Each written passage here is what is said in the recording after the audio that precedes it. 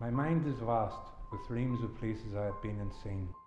I remember just on Friday night she would come round, me, her and the tinfoil would just sit there and watch TV.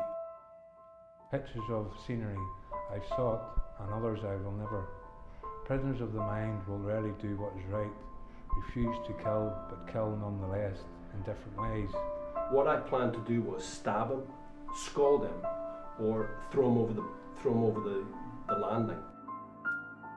Life has drawn a curtain on a play. I want no part in it. I can't cope, not ready. Where's the door? Where's the door? For I've acted all I want to. Now it's time to face reality. A prisoner of the past, playing but roles for others' amusement. I live in an environment where there is lots of heroin addiction going on. But life is short and all shows must come to an end. Imagine we pull all that stuff together, what Clive's just said there, and imagine we present that to the magistrate. How many people are really blind?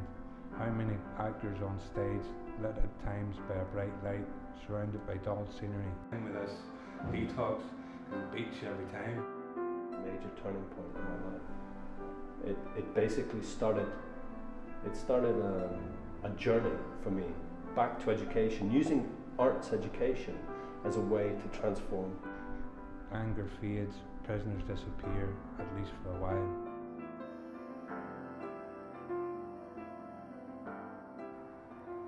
It was meeting my enemy in prison that had a transformational effect upon my life. There was an IRA prisoner in the cell next to me, and my fear was that he would attack me. And so I thought, I'm going to attack him before he attacks me. And so what I planned to do was stab him, scald him, or throw him over the landing. Yeah, I was only a kid, I was a teenager basically, and I was a bit afraid because I didn't know what to expect. And then when the screw opened the door and I saw him, it was incredible. Any anger that I had just turned to compassion for this man, because he was killing himself. He was dying in front of my eyes, and you could smell death. You can smell it. Frank Stagg, his name was. He was the IRA hunger striker. On the 44th day of his hunger strike, weighed 5 stones when I met him. I was looking at a newspaper in a bin, and I looked. It was about 3 days old, and it just said Frank Stagg died on hunger strike when he was so near death. Had the time to try and turn me away from a life of crime, basically, and violence. Totally changed my mind.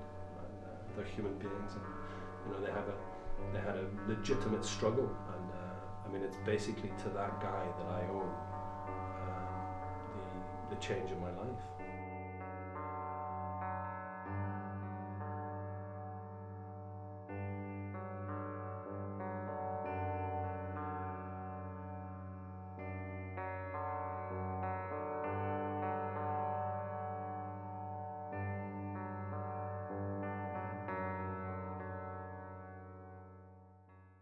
The first film is by Mark, and in Mark's film, he charts the journey of his breakdown. The other film is Clive's film, and that's about how a young man went from softer drugs into harder drugs and ended up injecting heroin. And he realized that he met the depth of his own despair when he stole something very precious from his mother in order to buy heroin. And it was at that point that he decided to commit suicide by taking a lethal dose of heroin. And so Clive's film is about that story, where he first went into admission in cold turkey through the prison system, and then came out the other end of it. But all of the time, he hadn't really decided to give up the drug. He was still playing along with it, and he was still actually addicted to heroin. My name's Clive Cook. I'm a recovering heroin addict. I've been a recovered heroin addict now for 20 years. I got involved with heroin when I was 17, partying up in Belfast in 1993. Got involved with heroin, one of the biggest mistakes I ever made. I've been clean now for over 10 years. I'm on a methadone program at the moment because that works for me living in Ballymena. I'm from Ballymena, which has a heroin problem as well stated in the past. But I'm up at the Holywell Hospital here, and we're doing a Shakespeare experience. And it's because I live in an environment where there is lots of heroin addiction going on, and people around me. I don't have many friends, but that's to keep me safe. Do you know what I mean? And it works. I have a beautiful daughter. I have a life ahead of me. I can see a future.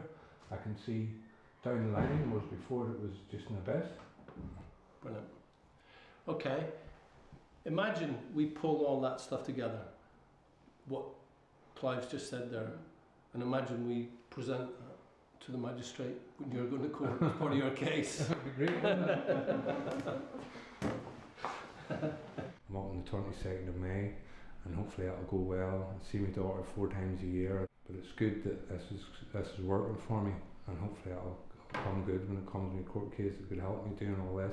And I've been here now 14 weeks, and I've really grabbed the bull by the horns.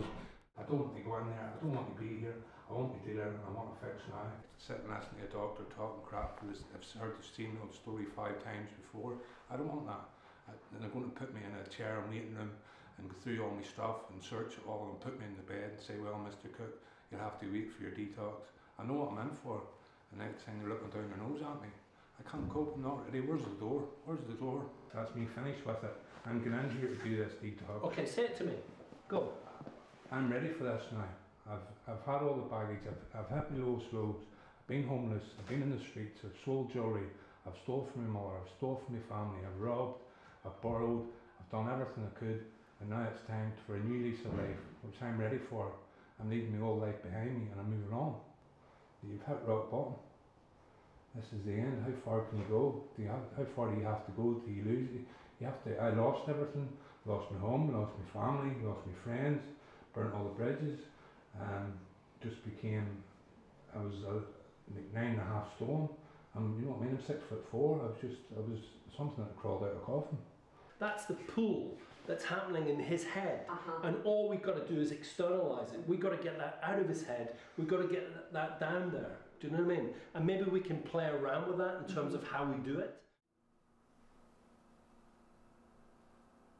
My mind is running wild in the prison cell. I'm not sure what to do.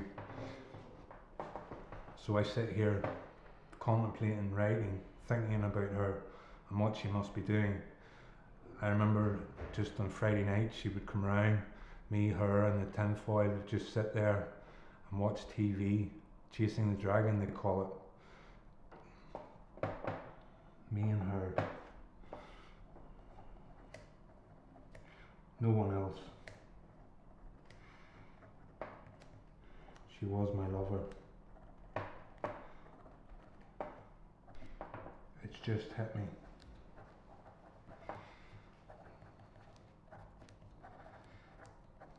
She used me.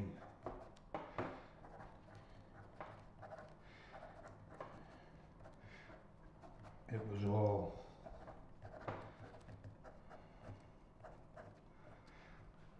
one big con. That's what we want. We want the contradiction. Do you know what I mean? Because you are being pulled in 2 separate directions at the same time. Because that's what it feels like. Because this is hard to beat. You don't really want the ring with heroin. You don't really want the ring with this detox because it beats you every time. Clive sits biting his nails, fidgeting. The nurse comes out. Clive Cook, the doctor's ready to see you. What are you thinking at that point? Clive Cook, come in. What are you thinking? Here we go again. The doctor's going to ask me these same bullshit questions again. Clive goes in on his own, seeing Clive in the corner, doctor behind the desk with paper. Doctor, when did you last use? I replied, 24 hours ago. I'm already in withdrawal.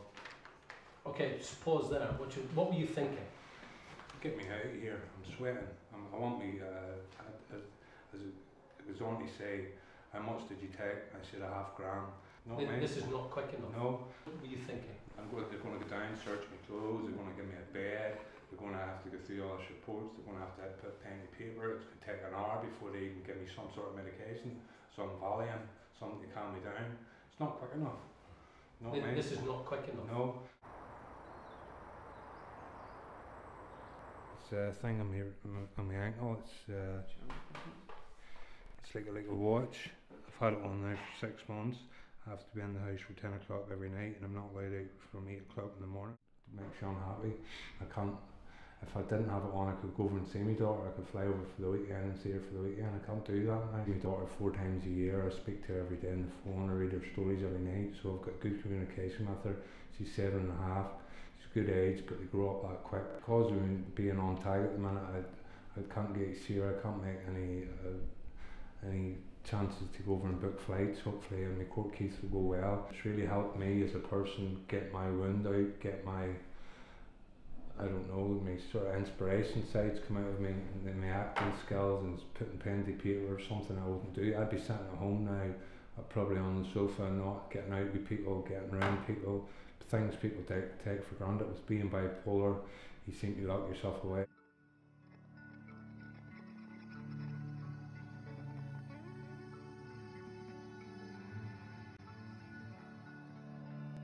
Thoughts confined for the wisdom of others, self-loathing for the friends, the cellmate, 1,000 questions daily and no replies to move a cloud of blackness. The journey that I've been on from the start to the finish has been a very good one. For the start, it was very dry, it was very icy, it was very cold. There was everybody had their guard up, not knowing what they were getting themselves into. But now when you see the group now, they've bonded very well, the rapport has come on very well, and we've really become a team. Once I had a family of pretenders, elevated now to thrones, and like the kings and queens and judge and court jester, and me, the jester, smiles with contempt at all who bring me down, laughter falsely, sometimes crying too. Within this world I've been trapped and seemingly sinking lower, where light, no exit sign to be found. I hope that the people who are sentencing him have the wisdom to see that man in their ways, to see what he's done and actually just to be really, really lenient with him in terms of his own needs. Is it only a chemical imbalance? I wish I knew, I really wish I knew, for not even I know the secrets of my own mind. I would be sitting at home, not having anything to focus on. Not wanting to walk, nor wash, nor tidy, thinks only of needs to be thought. It seems safer that way. Sometimes hope comes a calling, but the glory doesn't last long, like a wave on a sandy beach, always retreating.